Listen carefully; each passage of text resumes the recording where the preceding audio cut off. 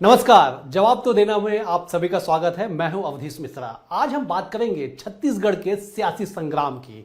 जी हां, सियासी संग्राम जो सदन में छिड़ा, सवेरे 11 बजे से लेकर देर शाम तक जब सदन की कार्यवाही समाप्त हुई, तब तक पक्ष और विपक्ष के बीच में लगातार जो बयानबाजियों का दौर चला, जो टीका टिप्पणियों का दौर चला, एक स्थिति ऐसी भी आई कि मुख्यमंत्री तक को टोकना पड़ा कि विपक्ष के एक जो आसंदी थे, विपक्ष के जो एक सदस्य थे, उनके आचरण को लेकर उन्हें टोकना तक पड़ा।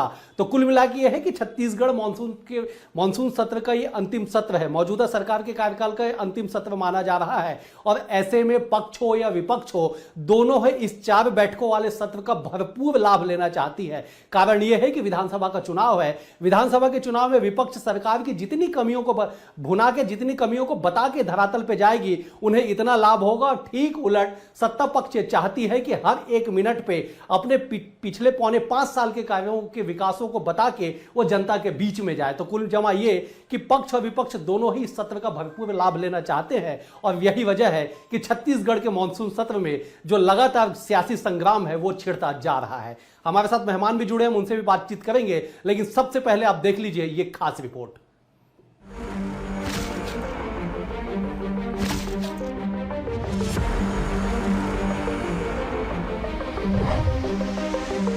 छत्तीसगढ़ में साल के अंत में विधानसभा का चुनाव होना है।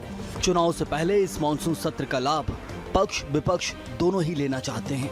विपक्ष सरकार के कामकाजों पर सवाल उठाकर, अपने विषयों को रखकर, क्षेत्र की बातों को उठाकर जनता को संदेश देना चाहती है कि वो जनता के हित में सड़क से सदन तक मुद्दों को उठा रही है। तो वहीं सत्ता पक्ष अपने विकास कार्यों का अधिक से अधिक सदन में उल्लेख कर जनता को विकास का संदेश देना चाहती है। इन सब के बीच मानसून सत्र के दूसरे दिन सदन में हंगामा खूब बरपा। हंगामा इतना कि एक बार विपक्ष का बहिर्गमन, 2 बार स्थगित, तो एक बार 13 विधायकों को निलंबित कर दिया गया। बेरोजगारी के आंकड़े, शराबबंदी, नग्न प्रदर्शन जैसे मुद्दों पर सदन में घमासान देखने को मिला। और इन सब बातों के बीच विपक्ष का अविश्वास प्रस्ताव स्वीकार कर लिया गया है। जितना हम उपलब्धि बताते हैं ना, राजीव गांधी किसान न्याय योजना, तो उसमें घोटाला भर और लिख दिया। गोधन न्याय योजना, तो सामने घोटाला लिख दिया। मेहनत भी नहीं किए भाई इसमें, बिल्कुल उसके सामने में जितने उपलब्धि है सबको घोटाला घोटाला घोटाला लिख दिए। कोई तथ्य नहीं है इसमें, केवल जो उपलब्धि है उसके सामने घोटाला लिख दिए। पहले तो मेहनत भी करते थे, अब मेहनत भी नहीं कर रहे हैं। जिस अविश्वास प्रस्ताव का जिक्र हम कर रहे हैं, दरअसल विपक्ष इसकी तैयारी पखवाड़े भर से कर रहा है। विपक्ष ने तय समय 14 दिन से पहले ही अविश्वास प्रस्ताव की सूचना दे दी थी, जिसे आज नियमानुसार स्वीकार कर लिया है। और केवल स्वीकार नहीं किया, बल्कि अध्यक्ष ने चर्चा के लिए 2 दिनों का वक्त भी तय कर दिया है। गुरुवार दोपहर 2 बजे से अविश्वास प्रस्ताव पर चर्चा शुरू हो जाएगी, जिसके लिए बीजेपी ने सरकार के खिलाफ 109 बिंदुओं पर आरोप पत्र तैयार किया है, जिसकी सूचना विधिवत सदन को दे दी गई है। मसलन इस अविश्वास प्रस्ताव पर चर्चा जब शुरू होगी तो पूरे प्रदेश की नजर इस पर होगी, क्योंकि विपक्ष के पास सरकार पर आरोप लगाने, उस पर चर्चा करने का ये विधिवत अंतिम मौका होगा, जिसका भरपूर लाभ बीजेपी उठाना चाहेगी। तो वहीं सरकार भी तमाम आरोपों का जवाब देने पुरजोर तैयारी कर रही है। कल अविश्वास प्रस्ताव पर चर्चा होगी प्रश्नकाल के बाद, और हम पूरी संजीदगी के साथ, पूरे तथ्यों के साथ, पूरे तर्कों के साथ छत्तीसगढ़ की इस भूपेश सरकार के असली चेहरे को अविश्वास प्रस्ताव के माध्यम से बेनकाब करने का प्रयास करेंगे। वैसे तो विधानसभा के सत्र का उपयोग जनहित और जनहितैषी कार्यों के लिए किया जाता है, मगर मौजूदा स्थिति को देखकर ये कहना कहीं से भी अतिशयोक्ति नहीं होगा कि इस सत्र का उपयोग मूलतः राजनीति के लिए किया जा रहा है।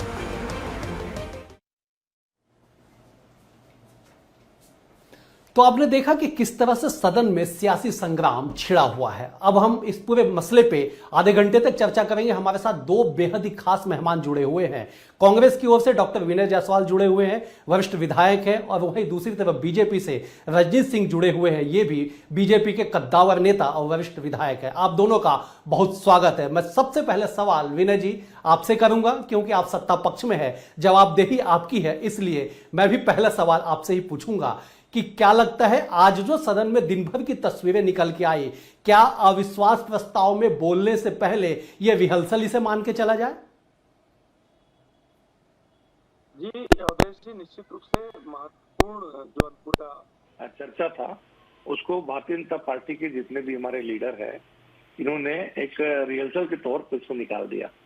और आज अवधेश जी आपने भी देखा होगा कि किस तरह से नैराश्य जो है वो पूरे भारतीय जनता पार्टी के नेताओं में फैल गया है। पिछले 4.5 साल की जो माननीय यशस्वी मुख्यमंत्री भूपेश बघेल जी की सरकार है, और चूंकि ये जो सत्र है इस कार्यकाल का ये अंतिम सत्र है और निश्चित रूप से विधायी सत्र है, तो इसमें लगातार भारतीय जनता पार्टी के जो नेता थे, जो हमारे आदरणीय जितने विधायक साथी हैं भारतीय जनता पार्टी के, ये एक नैरेटिव बनाने की कोशिश कर रहे बहुत कोशिश किए। पहले तो ये 2.5 साल को मुद्दा बना के रखे थे, फिर और तमाम जो इंटरनल जो पॉलिटिक्स होती है, इनके पास कभी भी जो छत्तीसगढ़ के आम मतदाता हैं, जो हमारे अन्नदाता हैं, हमारी जो युवा हैं, किसी का भी कोई मुद्दा इनके पास था नहीं। और ये आज बौखलाहट में आप देखेंगे कि अजय चंद्राकर जी कई बार बहुत ही असंसदीय भाषा का भी प्रयोग करते हुए दिखे, इतने ज्यादा उत्तेजित थे कि अपनी जो संसद की जो गरिमा होती है उसको भी वो भूल गए थे। और खैर ये भारतीय जनता पार्टी का एक ये आदत में शुमार है ये बात। और सबसे बड़ी बात नहीं विनय जी मैं आपको टोकूंगा इसलिए क्योंकि विनय जी मैं आपको इसलिए टोकूंगा क्योंकि अध्यक्ष ने इसे विलोपित कर दिया था, तो इस पे चर्चा ना करें। ठीक है, उनका आचरण है, वो जिस तरह से उत्तेजित हुए, वो मुख्यमंत्री जी ने भी उन्हें टोका। मुख्यमंत्री ने भी कहा कि जो आचरण की उम्मीद अजय चंद्राकर से की जाती है वो आचरण आज अजय चंद्राकर सदन में कर नहीं पा रहे हैं। खैर, रजनीश सिंह जी हमारे साथ जुड़े हुए। रजनीश जी, आपसे सवाल यह है कि क्या आप लोगों ने आज के महत्वपूर्ण दिन को केवल रिहर्सल में बिता दिया या सरकार को घेरने में आप लोग कुछ हद तक कामयाब हुए हैं आज? जी, यदि इस पंचम विधानसभा के अभी हम सत्र जो चल रहा है और आखिरी सत्र है इस कार्यकाल का, उसकी चर्चा थोड़ा 1 मिनट बात करें। मैं 2019 से शुरू करूं, जनवरी 2019 से सत्र शुरू हुआ और आज तक को याद करूं सत्र भी गया है कि जिसमें ये सरकार बुरी तरह न घिरी हो, बुरी तरह न पिटी हो, बौखलाए ये है। और जो अभी बड़े बड़े हमको ज्ञान की बात दे रहे हैं ना, उनका सदन में व्यवहार हम सब ने देखा है, मीडिया ने देखा है। तो ये यदि बोलेंगे कि हम बड़ा संयमित है, बड़ा संस्कारित है, तो आपका सब व्यवहार पूरा मीडिया देखते रहती है। तो ये पूरे 5 साल इनका चला। अभी की बात करें बहरहाल, तो आज का दिन यदि प्रश्नकाल से शुरू करें, आप स्वयं वहां थे, यदि पहला प्रश्न से लेकर के शुरू करें, उसमें आपने देखा है कि सरकार कैसे सदन को गुमराह कर रही है और छत्तीसगढ़ की जनता को गुमराह कर रही है। बेरोजगारी भत्ता के नाम पर कभी जो संस्था है उसको बोलती है कि इसको कोई मान्यता नहीं है, और उसी संस्था का आंकड़ा भी प्रस्तुत कर देती है विधानसभा में कि इसके आधार पर छत्तीसगढ़ में कोई बेरोजगारी नहीं। शराब के मुद्दे पर हमने देखा कि शराब के मुद्दे पर माननीय मंत्री जी की क्या हालत हो रही है और सदन में सरकार की क्या हालत थी। हर प्रकार की जो आज की कार्यवाही है, चाहे प्रश्नकाल हो, चाहे शून्यकाल हो, चाहे स्थगन हो, और उसके बाद जो महत्वपूर्ण इनका अंतिम विनियोग जो आया था, उसमें भी अजय चंद्राकर जी ने, माननीय अजय चंद्राकर जी ने शुरुआत की थी। बिंदुवार एक एक चीज का उन्होंने विश्लेषण किया कि इस बजट में विनियोग विधेयक में क्या क्या है, किसको दे रहे हैं। तो इन सब बिंदुओं को छोड़कर हम देख रहे हैं, अभी हमारे मित्र डॉक्टर विनय जायसवाल जी वो इधर उधर की बात में लगे हैं, भाजपा हिताश है, निराश है।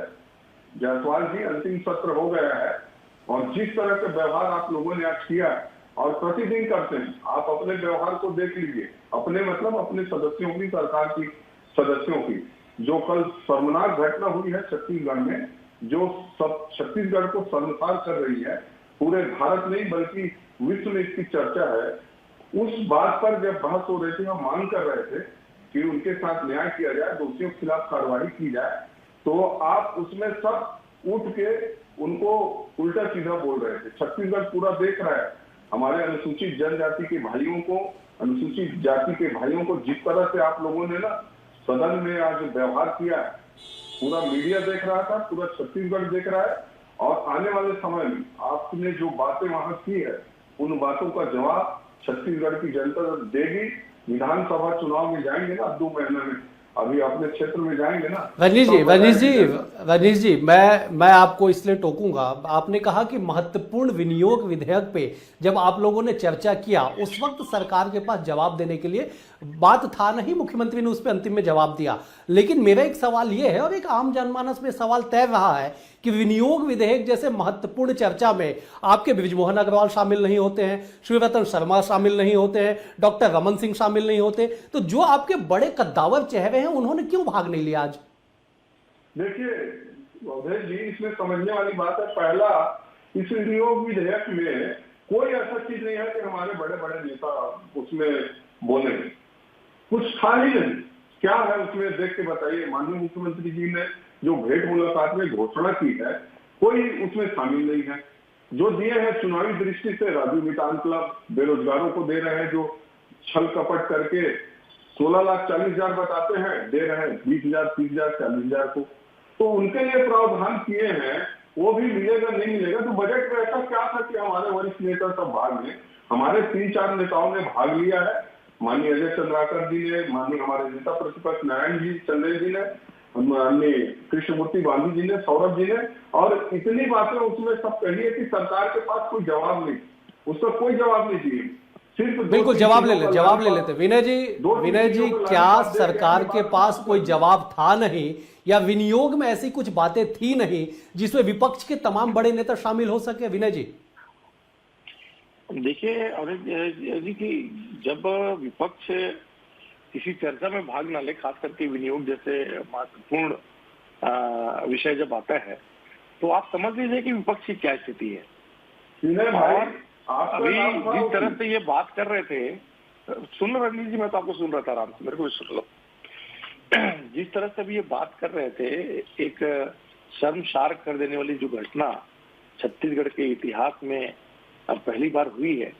आप अभी जो जांच पड़ताल चल रही है, उसमें ऐसी ऐसी बातें निकल के आ रही है कि इतना ज्यादा सत्ता का लुलुपता, इतना ज्यादा सत्ता की लालच के लिए इस हद तक गिर जाएंगे भारतीय जनता पार्टी के लोग, ये छत्तीसगढ़ की जनता कभी सोची नहीं थी। आप बताइए। नहीं विनय जी एक बार स्पष्ट कर दीजिए। मेरी बात सुनिए जी, मैं इसे आप ही के सवाल पे आ रहा हूं कि ये आपने जो कहा कि जो जांच पड़ताल चल रही है, सत्ता की लोलुपता के लिए बीजेपी इस हद तक जा रही है, तो क्या कल जो प्रदर्शन हुआ, कल जो नग्न प्रदर्शन हुआ, क्या उसके पीछे बीजेपी का हाथ है? पूरा हाथ है अवधेश जी। आप मेरे को ये बताइए कि भारतीय जनता पार्टी के समय में बनी हुई, उनके कार्यकाल में बने हुए जितने भी फर्जी प्रमाण पत्र कोई कांग्रेस की सरकार में तो नहीं बनी है। ये सारे के सारे जितने भी फर्जी मामले हैं, ये पूरे के पूरे 15 साल के रमन सिंह की सरकार की देन है। और एक मैं भी नाम लेना नहीं चाहूंगा, इस दुनिया में नहीं है। 15 साल केवल राजनीतिक अपने लोलुपता की वजह से, राजनीतिक समीकरणों को साधने के लिए रमन सिंह जी ने 15 साल तक उस व्यक्ति का जो जाति प्रमाण पत्र था उसको निरस्त करने नहीं दिए। कांग्रेस की सरकार आई, जाति प्रमाण पत्र निरस्त हुआ, चुनाव लड़ने के काबिल वो नहीं पाए गए। इस तरह से अपने ही किए धरे को, अपने ही पाप के लिए जिस तरह का इन्होंने काम करवाया है कल लोगों से, वो निश्चित रूप से वो कतई मतलब माफ करने वाला कदम नहीं है। पूरी छत्तीसगढ़ की जनता आपके चैनल के माध्यम से देख रही है। आज बेरोजगारी भत्ता की बात करते हैं, आप मेरे को बताया ना कि 15 साल में रमन सिंह की सरकार ने जो 500 रुपए ये बोले थे कि बेरोजगारी भत्ता देंगे, कितना दिए? 300 करोड़ रुपए से ज्यादा। बिल्कुल जवाब ले लेते हमारे, बिल्कुल विनय जी जवाब ले लेते। रजनीश जी भी लगे हुए हैं। रजनीश जी, बेहद ही गंभीर आरोप लगा है आप लोगों की पार्टी पे कि कल जो नग्न प्रदर्शन हुआ उसमें बीजेपी का हाथ है। बेहद गंभीर ये मामला है, बेहद गंभीर आरोप है, क्या कहेंगे आप? देखिए, ये हमारे मित्र हैं, इनके पास न कोई तथ्य है न तर्क है, और जिन चीजों को बोल रहे हैं हवाई बोल रहे हैं। अचानक से 4.5 पौने 5 साल में कैसे ऐसा प्रदर्शन हो गया? जो अपने आप में कंस्पिरेसी समझ में नहीं आती है। अब सुन लो, अब सुन लो। आप बताओ ना मेरे को। अरे अब पौने बता रहा हूँ 5 ना, साल में ऐसा कैसा हो गया? अब सुन लो। विनय जी सुन लीजिए, विनय जी सुन लीजिए, आपने आरोप लगाए। विनय जी एक बार सुन लीजिए पहले। आप बोल रहे थे चुप था, तो अब सुन लो।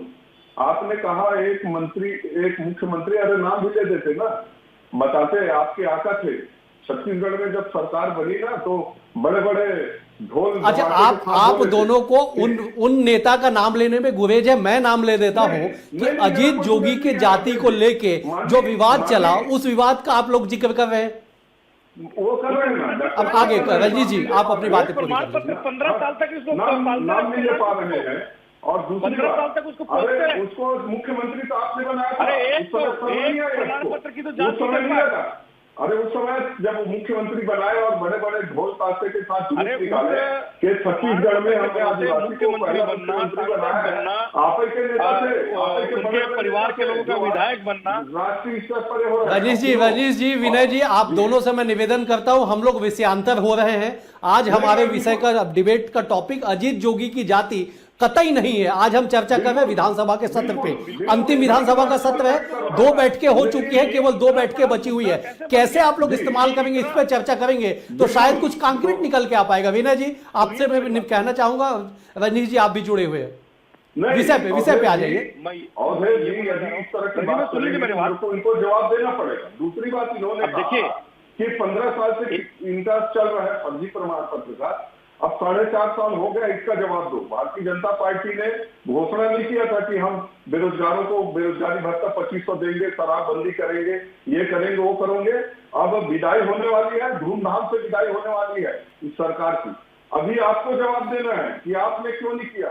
यदि 15 साल में वो फर्जी जाति प्रमाण पत्र का जांच चल रहा था, 5 साल से आपको लगातार मांग कर रहे थे, अभी अपना जवाब दो। जिस तरह से आरक्षण मुद्दे पर कोर्ट में नहीं गए, जिस तरह से इसकी जांच को बार बार अटका के रखे हो, अभी जवाब आप लोग को देना है। विनय जी 15 साल को भूल जाओ, जवाब ले लेते। विनय जी जवाब दे दीजिए, क्या मसला है। विनय जी जवाब दे दीजिए।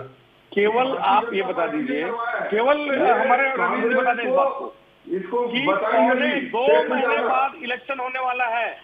ऐसा कौन सा ये मुद्दा जो इनके समय का है उसके लिए इतना बड़ा नग्न प्रदर्शन करने की जरूरत पड़ी? इतनी बड़ी कंस्पिरेसी, सत्ता के लोलुपता के लिए इतना बड़ा बेशर्म काम। आज इनको कोई माफ नहीं करेगा। इनको जो मानवता इनको माफ नहीं करेगी। मैं बताना चाहता हूँ कि सत्ता के लिए, देखिए सत्ता के लिए भारतीय जनता पार्टी के लोगों को झूठ बोलने की आदत है। ये लगातार घूस बढ़ाने की बात करते हैं।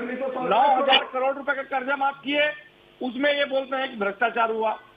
गोधन न्याय योजना में हमने करोड़ों रुपए लोगों को दिया, गौपालकों को दिया, उसमें बोलते हैं कि भ्रष्टाचार हुआ। बहुत बड़ा भ्रष्टाचार हुआ है। और राजीव गांधी न्याय योजना के तहत हम अपने किसानों को 2500 रुपए समर्थन मूल्य दिए, ये बोलते हैं कि उसमें भ्रष्टाचार हुआ। लोगों को हम फ्री में चावल दिया पीडीएस का, विधानसभा में शिकायत किया गया है, लगातार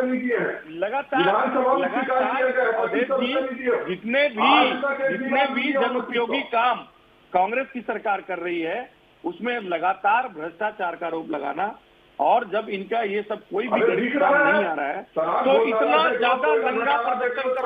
अच्छा विनय जी रजनीश जी हम विषय पे फिर से आ जाते हैं। दरअसल हम बात कर रहे हैं सदन में सियासी संग्राम की। विनय जी रजनीश जी आपसे निवेदन है कि हम जिस विषय पे चर्चा कर रहे हैं उस पे आ जाते हैं कि कल जो है आप लोगों को चर्चा करने के लिए मौका मिलेगा। जो अविश्वास प्रस्ताव आज स्वीकार हुआ है उसको लेके क्या कुछ तैयारी है। रजनीश जी आपसे पहले मैं जानना चाहूंगा, आप लोग 109 बिंदुओं का जो आरोप पत्र तैयार किए हैं उसकी क्या तैयारी है। कल कितनी ताकत के साथ आप लोग सदन में पहुंचेंगे, क्योंकि आज मुख्यमंत्री ने कहा है कि आपके तमाम सवालों के जो जवाब है हम सालों से देते आ रहे हैं और कल भी जवाब देंगे। आप लोगों के पास कुछ नया नहीं, ऐसा मुख्यमंत्री ने कहा है। रजनीश जी देखिए अवधेश जी, हमारे पास जो 109 बिंदु का भी आरोप पत्र दिए हैं उसमें और बहुत सारा बिंदु छूटा हुआ है, इसके बाद भी इनको कम लग रहा है। तो ये कांग्रेस का चरित्र है, इतना भ्रष्टाचार, हर जगह भ्रष्टाचार, लेकिन इनको लग रहा है कम है। इसमें जवाब देंगे, कोयला घोटाले में, शराब घोटाले में जवाब देंगे कि नहीं हुआ है घोटाला, जो बातें निकल के आई है, जो संपत्ति जब्त हुई है, जो लोग जेल में है वैसी बंद है, उनका जो जमानत नहीं हो रहा है वो है गलत है, जवाब देंगे ना। हम लोग बोले हैं कानून व्यवस्था को देख रहे हैं।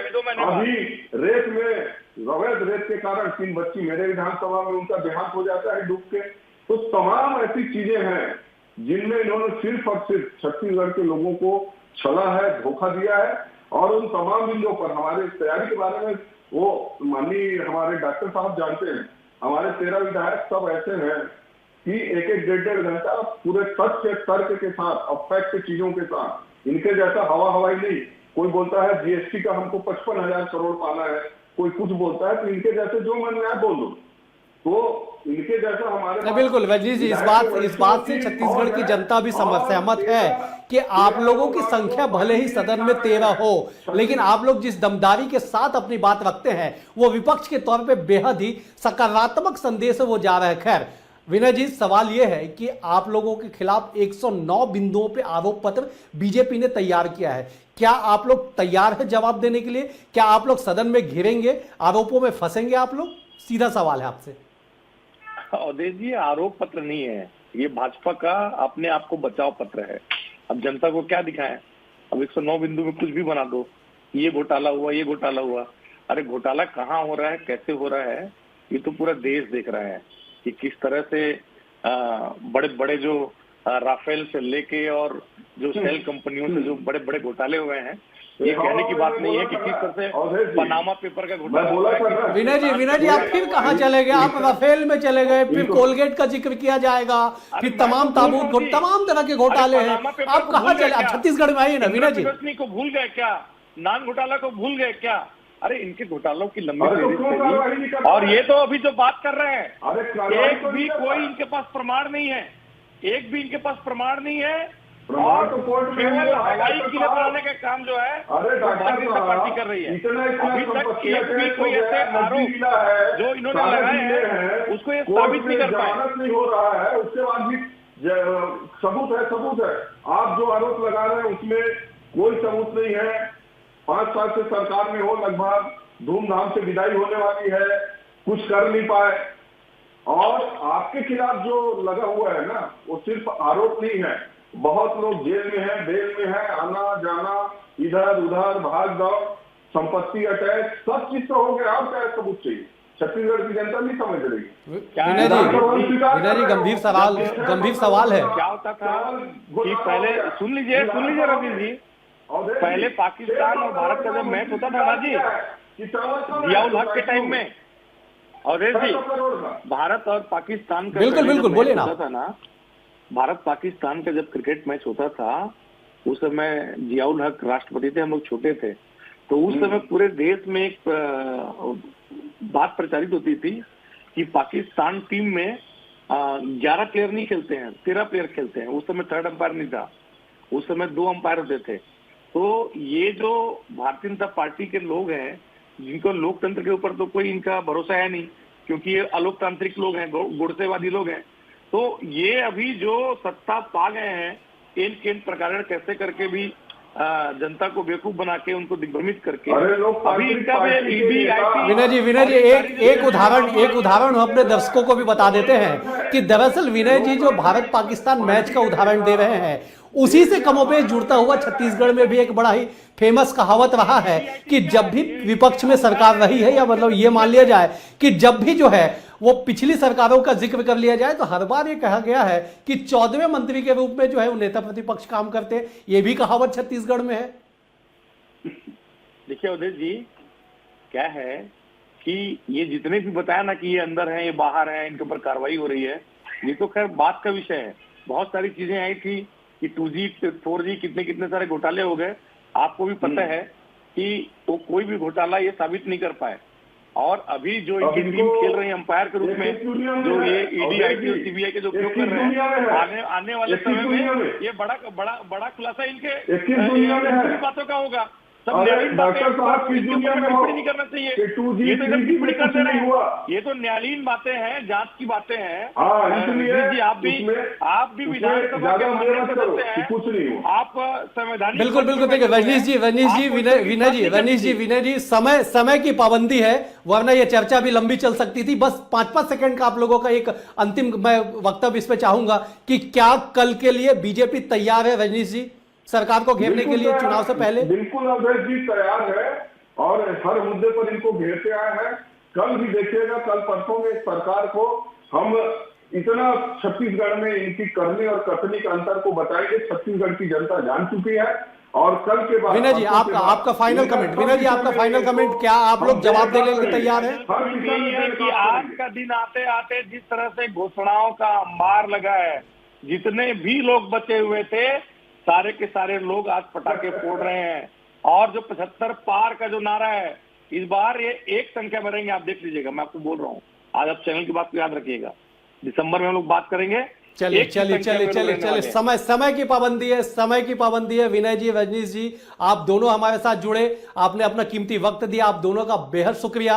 लेकिन सवाल वही है कि जिस जवाब तो देना होगा में हम चर्चा कर रहे थे कि क्या इस सदन से पहले और इस सदन में प्रदर्शन को लेकर बीजेपी और कांग्रेस आगामी चुनाव में इसका लाभ लेगी। और यही वजह है कि एक एक मिनट, एक एक पल जो है दोनों ही दल छोड़ना नहीं चाहती है। और जिस तरह से दोनों ही दल तैयारियों के साथ सदन में पहुंच रही है, यह बताना लाजमी होगा कि चुनावी लाभ कैसे विधानसभा का लिया जाता है। इसका प्रत्यक्ष उदाहरण जो है देखने को मिल रहा है। मुख्यमंत्री हो, नेता प्रतिपक्ष हो, चाहे कांग्रेस के सदस्य हो या बीजेपी के सदस्य हो, सभी इस मुद्दे को, इस विधानसभा की शेष 2 बैठकों का भरपूर लाभ लेना चाहते हैं। और यही वजह है कि सदन में जो संग्राम है वो बेहद ही उच्च स्तर पर छिड़ा हुआ है। बहरहाल जवाब तो देना हमें आज इतना ही। कल एक और मुद्दे के साथ आपसे मिलेंगे, तब तक के लिए नमस्कार।